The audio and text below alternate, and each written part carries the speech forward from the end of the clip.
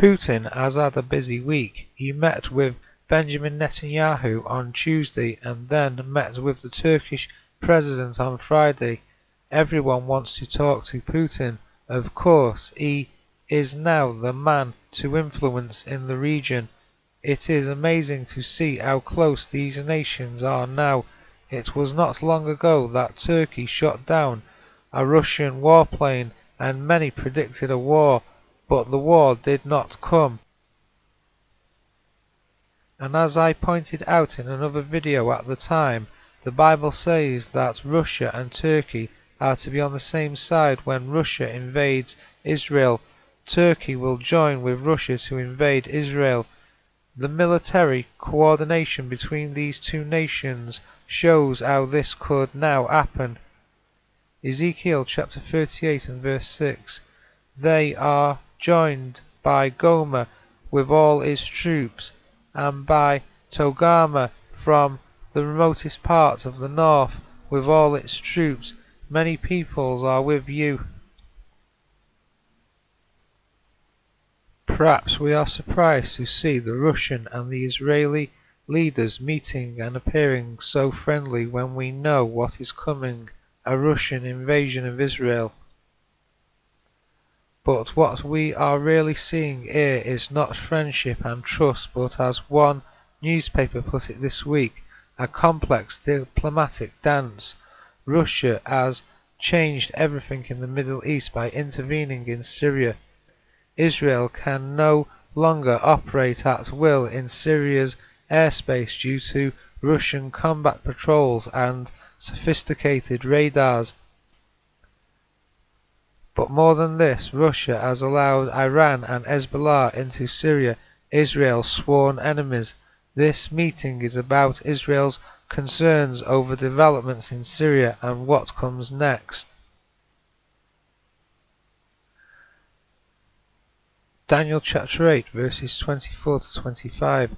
His power will be great, but it will not be by his strength alone.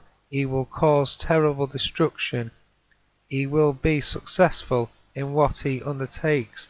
He will destroy powerful people and the people of the holy ones. By his treachery he will succeed through deceit. He will have an arrogant attitude, and he will destroy many who are unaware of his schemes. He will rise up against the Prince of Princes, yet he will be broken apart, but not by human hands.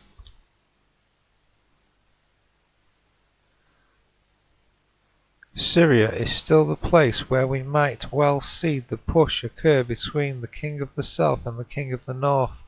This week America sent more troops to Syria, and for the first time the American flag is flying openly above the armored vehicles.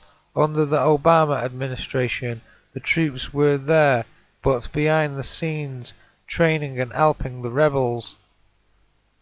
Now, under Trump, America is suddenly visible in Syria. Russian troops and American troops could soon come face to face on the battlefield. There is surely a greater risk than ever of something going wrong in Syria. In fact, on Tuesday, Russian warplanes bombed US-backed fighters in several villages in northern Syria. Russia thought they were ISIS. A chain of events is coming that will see the total removal of Damascus as a city and the total falling of Syria as a nation.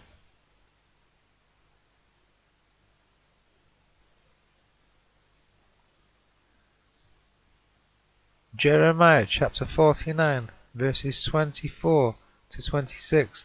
The people of Damascus will lose heart and turn to flee. Panic will grip them. Pain and anguish will seize them like a woman in labor. How deserted will that once famous city be, that city that was once filled with joy, for her young men will fall in her city squares, all her soldiers will be destroyed at that time, says Yahweh, who rules over all. And this is why Israel is so concerned. Hezbollah has grown very strong during the Syrian conflict. weapons have flowed into Syria during the 5 years of war, and Hezbollah has benefited from this, upgrading its weapons capability. This has led the leader of Hezbollah to openly brag of being able to hit Israel's nuclear reactor.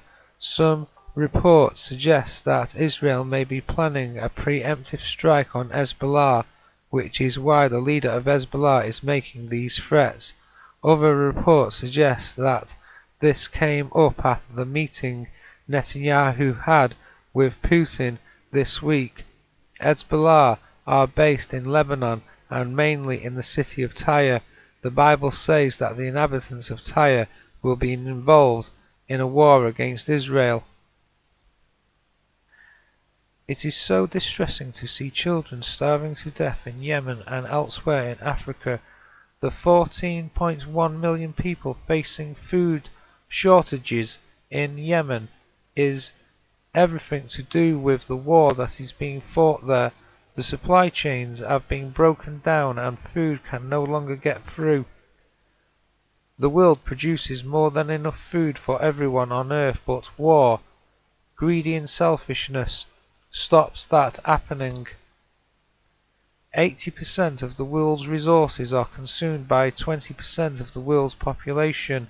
Only the return of Jesus will sort out this inequality. Only Jesus can restore this world. See 2 Corinthians chapter 8 verses 12 to 13. For if the eagerness is present, the gift itself is acceptable according to whatever one has, not according to what he does not have. For I do not say this so there would be relief for others and suffering for you, but as a matter of equality.